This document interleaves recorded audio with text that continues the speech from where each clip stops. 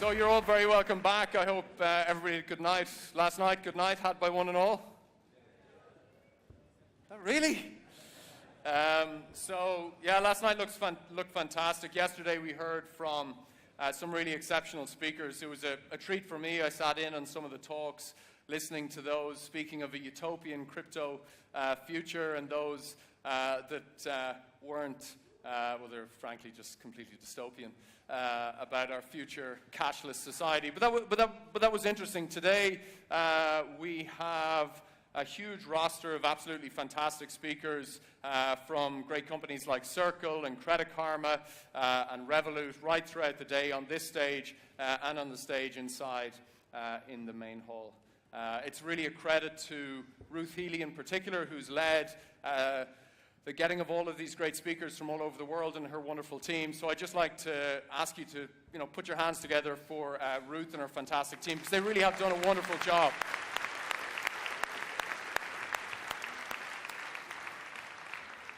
So it's always a privilege anywhere in the world to introduce and to have a Prime Minister of any country speak on stage at an event, but it's a particular privilege to be able to welcome on stage the Prime Minister of this country, An Taoiseach Leo Varadkar.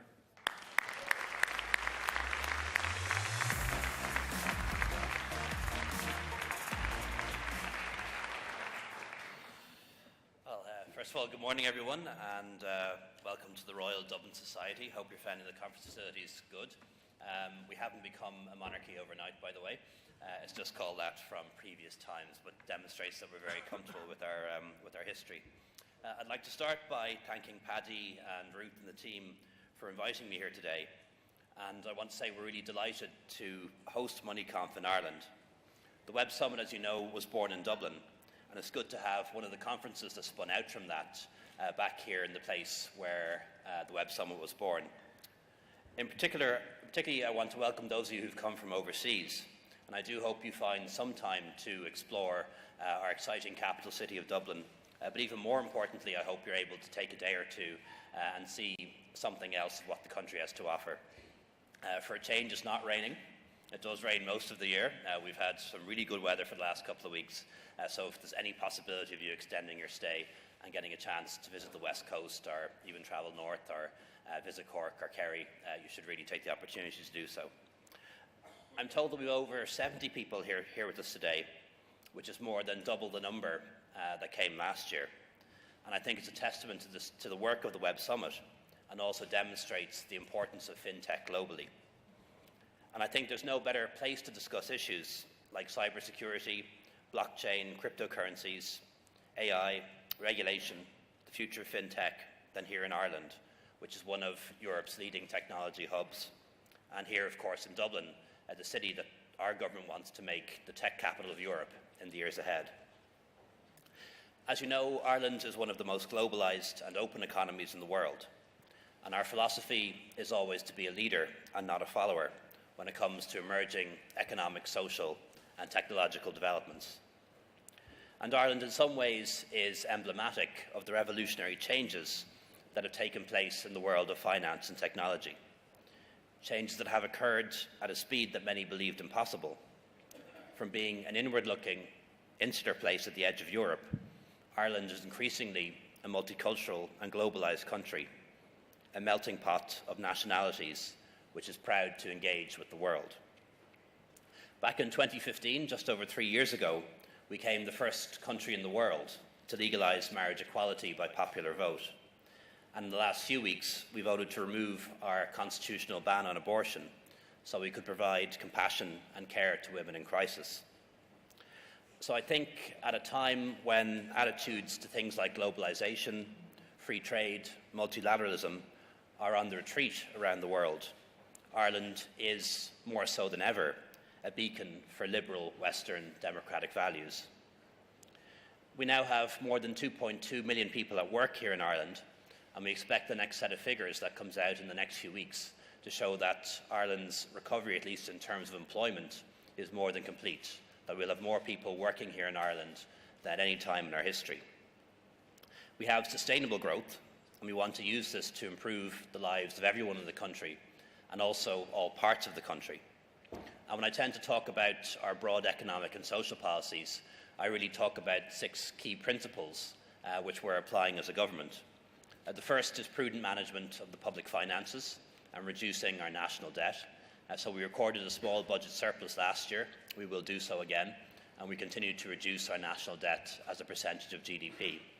It does remain very high after the crisis, about 45,000 per head. When we went into the financial crisis just over 10 years ago, our national debt was 15,000 per person. So that demonstrates the cost to the public of the financial crisis. And we're determined to make sure that we don't make that mistake again, that we break free for once and for all from the boom-bust cycle. And that's why on this occasion, when our economy is going well, we're using this opportunity to balance our books and reduce our debt. The second is raising living standards for all of our people and making sure that economic growth is felt in all parts of the country. And in many ways, that's the fundamental job of government, to make sure that living standards improve. And we do that in a number of ways: modest pay increases running ahead of the rate of inflation in the public and private sectors, reducing the burden of taxation each year. Ireland is unusual in that we're a low-tax economy, but we're not a low-tax economy when it comes to income. And people tend to hit the highest income tax rate at very modest salaries. So the average person working full-time in Ireland earns about 45,000 a year, but that person will pay a portion of their income at our highest income tax rate, which is unusual. So over the next couple of years, we're going to keep raising that threshold so that fewer people have to pay that highest rate of income tax, and those who do pay less of their income at that higher rate. And we're also focusing on making it less expensive to live in the country. Ireland is an expensive place to live in, but among the areas where we're making a big difference is helping families with the enormous costs that often come with raising a family. So we have, for example, 2 years of free preschool, early childhood education before you go to school. We've started to introduce subsidised childcare, have brought in paid paternity leave. We'll be expanding paid parental leave in the years ahead, and are expanding the number of people who don't have to pay to see their local doctor. The third principle is achieving full employment. Now, we're not quite at full employment yet. Unemployment is about 5.8%, but we're aiming for full employment, and we think we'll get there in the next couple of years. But we also don't just want any employment. We want to make sure that people have good jobs, jobs that pay the bills, jobs that allow them to aspire to home ownership, jobs that give them work-life balance so they can spend time with their families, jobs that give them security, and also increasingly jobs that make sure that everyone has a pension when they retire. We have a state pension in Ireland. Everyone, no matter what, will get a minimum of about €230 a week as a pension. But while most people in the public sector have good pension provision, 2/3 of people in our private sector have no pension provision other than the state pension.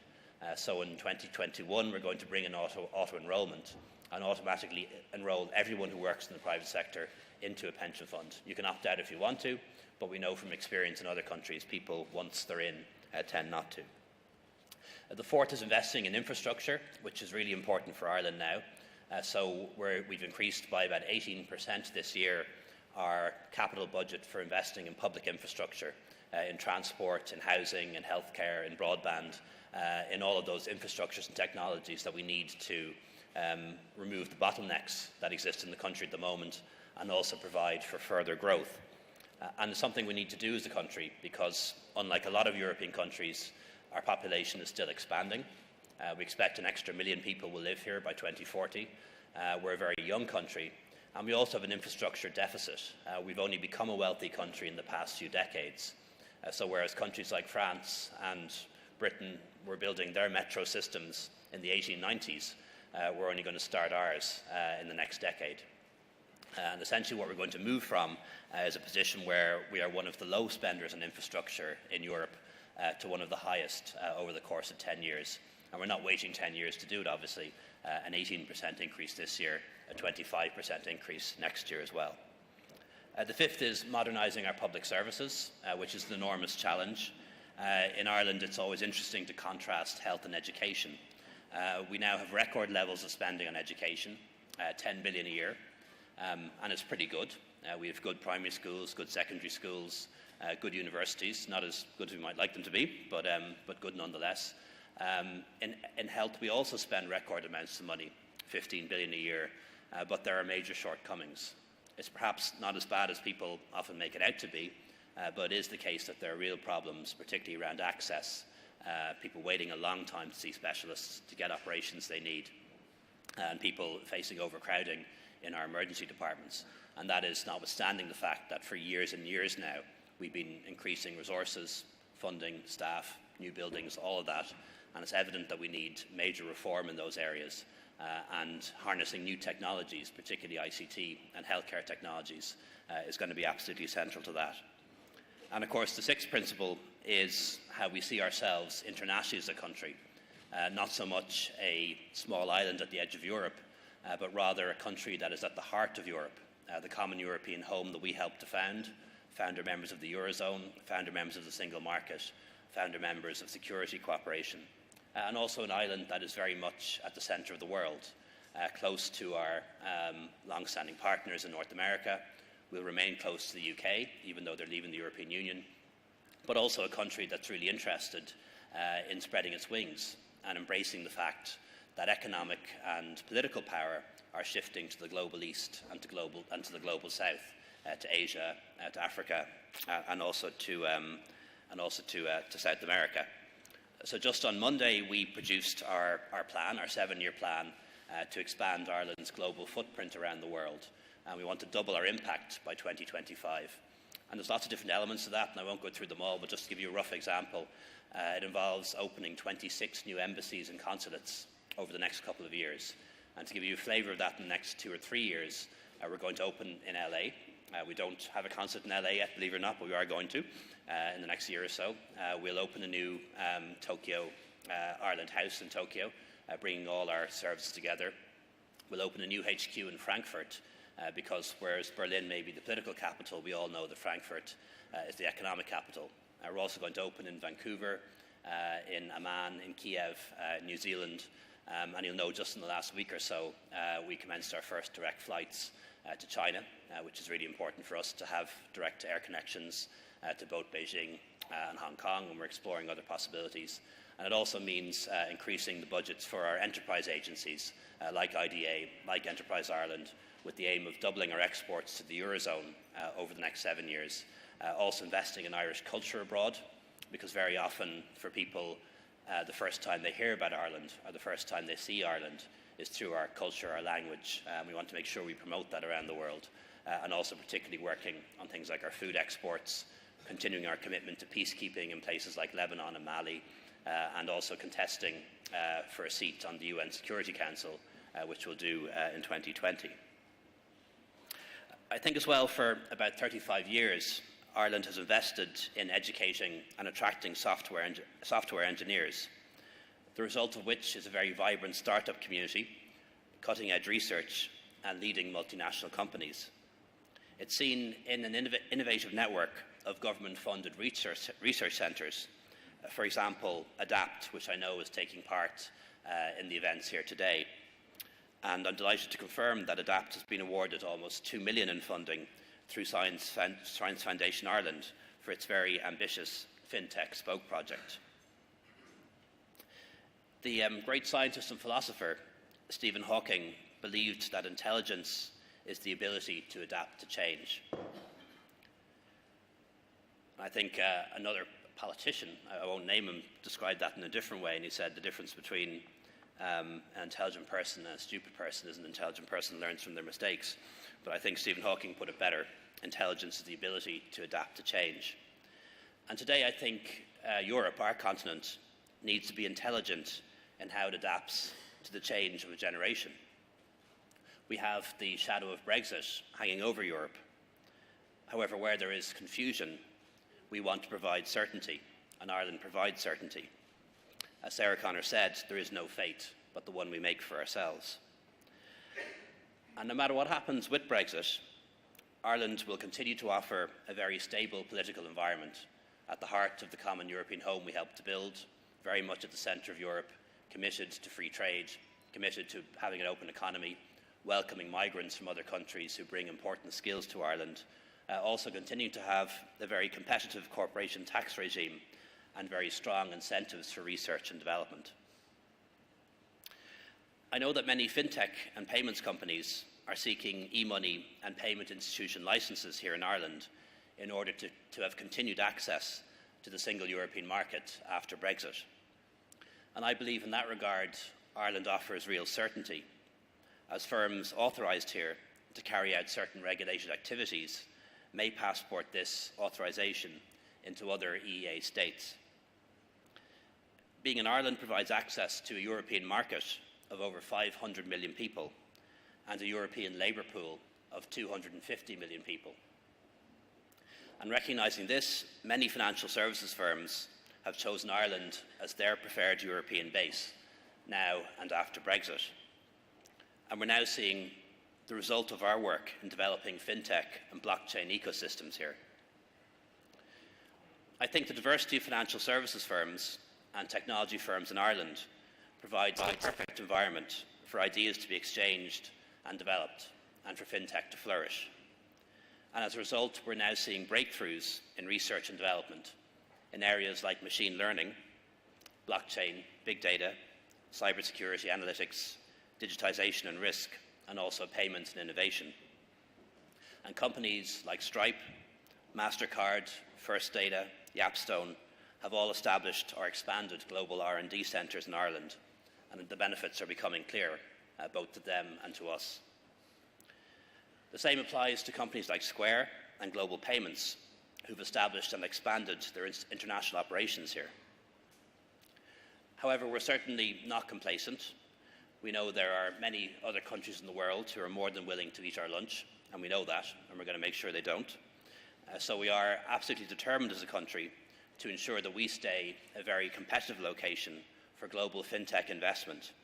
And we recognise that there are always challenges and always more that government can do in partnership with you and industry. So at the moment, we're going to undertake a census of the fintech sector. This will allow us to compare ourselves with leading fintech hubs and highlight areas where we need improvement, drawing on best practice and best examples from elsewhere. Also, later this year, Ireland's central bank will launch an innovation hub and an industry engagement programme. And this will ensure that we keep pace with the evolving fintech and regulatory landscape.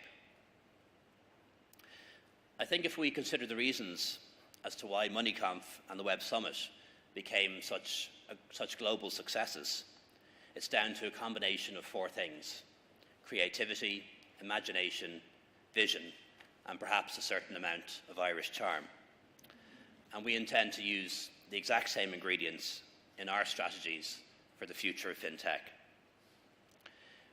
It's said that the past is a foreign country, and the future is a foreign country as well.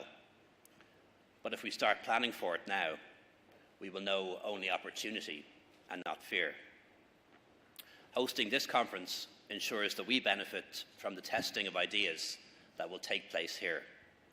By challenging our assumptions, we break new ground and make real advances. In turn, I hope the connections that you make here in Dublin will provide inspiration and promise for you into the future. So I hope you have a very enjoyable, interesting and fruitful conference, and thank you for coming.